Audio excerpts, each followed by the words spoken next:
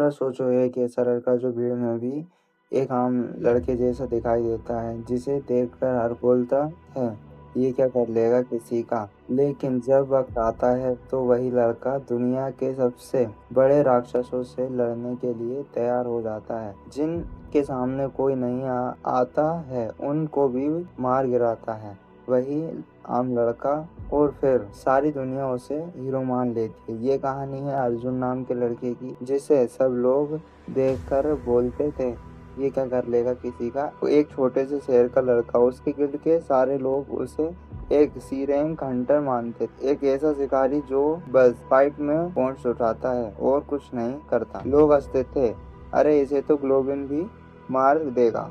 लेकिन अर्जुन किसी की बात का जवाब नहीं देता था और आगे बढ़ जाता था, सबकी सुनता। लेकिन उसके दिल में एक आग थी और उस आग का धुआं किसी को दिखाई नहीं दे रहा था।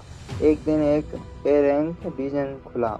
बॉस इतना पावरफुल था कि सबको एक बार से ही पूरी पार्टी खत्म कर दे। अर्जुन को सिर्फ पोर्टर बनाकर ले गए थे। सबको लगता था ये बस सामान उठाएगा, हम लड़ाई करेंगे।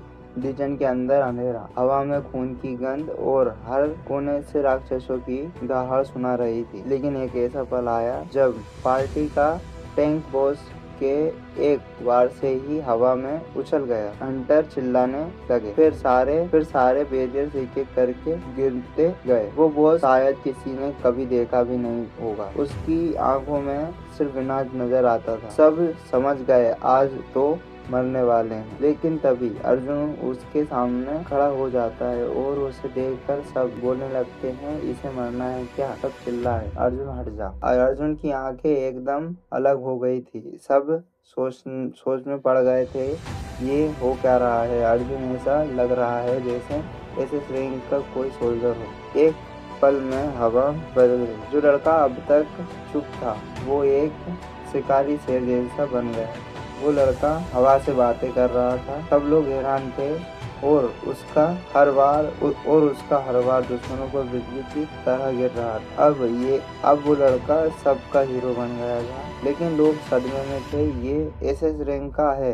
किसी ने सोचा भी नहीं था कि एक आम से दिखने वाला लड़का एसएस रैंक का भी हो सकता है।